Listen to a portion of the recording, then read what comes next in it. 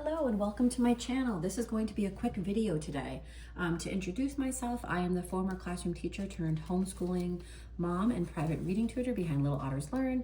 And here on my YouTube channel, as well as over on Instagram and my blog, I offer different homeschooling topics and tips, as well as curriculum reviews and flip-throughs. So this is just a very quick sort of resource share. These books here are put out by Chicago Review Press. Same publisher for all of them, and I just wanted to share these because I really like this particular resource put out by this publisher. There are a variety of different topics, both history and science related. You can get used copies on thrift books and eBay. They're very affordable, and they're just very well done. I think they're great for a spine if you're doing a unit study, or if you have a course that you're using them for. And I've noticed that a lot of different curriculum actually links these and shares these as either supplementary or core resources. So I have a couple here. I have a couple more upstairs too. They have these Kids Guide to Native American History. They also have one for African American history. They have one for Latino American history, and I believe they have one for Asian American history.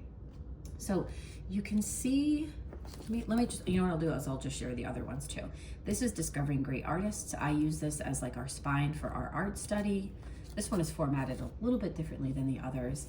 And here's an example of one that's, based on a person. This is Rachel Carson and Ecology for Kids. So these three, you know what I'll do, I'll share this one. I have a YouTube video up on this one already, so I'll just go through this quickly. But this one is really nice because it has a particular artist, and then there's always an art activity inspired by their style. And there are a lot of them. Again, I have a whole YouTube video up on these already, so if you want to take a look at that, go through I think it's in my flip through section. Okay, the others, that one aside, these other ones are sort of set up in the same way. So these are great because they have a really nice blend of both nonfiction passages followed up by different activities that you can do to sort of make that piece of sort of information text come alive. So you have like a chapter, who are Native people, and then you can see that there is an activity that's related to that particular chapter.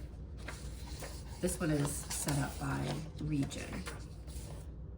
So you have your chapter, and then you have an activity related to the chapter.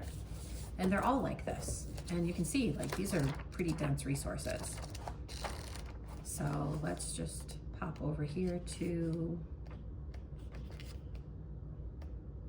sorry, I'm trying to find the beginning.